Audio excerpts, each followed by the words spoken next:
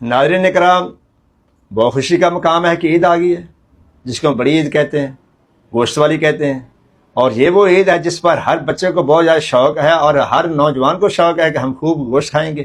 اور خاص کر کے وہ لوگ جن کو پورا سال گوشت نہیں ملتا، غریب لوگ، مجبور لوگ، محنتی لوگ، جن کی آمدنی بہت کم ہوتی ہے.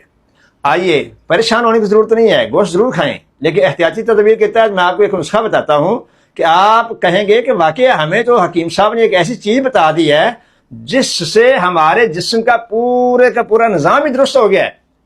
جب آپ گوشت کھائیں، چاہے جتنا مرضی کھائیں، لیکن مشورہ ہے کہ تھوڑی سی بھوک رکھا کریں.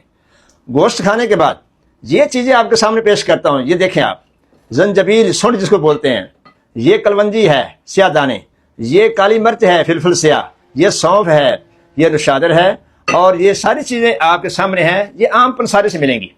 اس کو آپ لیں، کوٹ اور چھان کر کے اس کو ایک ڈبے میں رکھیں. صرف اور صرف چاول والا نہیں، چائے والا آدھا چمچ 10 منٹ ہے کہ کھانا کھانے کے بعد، گوشت کھانے کے بعد یہ آپ سادہ پانی سے پئیں. اور اس کو جب کھا لیں گے یہ پھکی تو آپ کے سارے گوشت کو ہضم کر دے گی. یہ بھی یاد رکھنا ہے، میں آپ کو مشورہ دوں گا، بلکہ میں سختی سے کہوں گا. میں اپنے ناظرین کی اکثر و بیشتر اصلاح کرتا رہتا ہوں، اور کرنی بھی چاہیے. ایک طبیب کا حق بھی یہ ہے کہ جب بھی آپ گوشت کھائیں، خدا را کولڈ ڈرنک نہ پئیں، ٹھنڈا پانی نہ پئیں، ٹھنڈی بوتل نہ پئیں.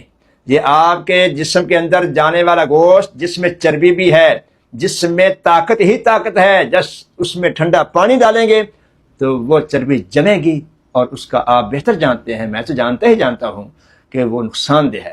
لہذا ٹھنڈے پانی سے پرہیز کیجیے اور احتیاطی طریقے سے.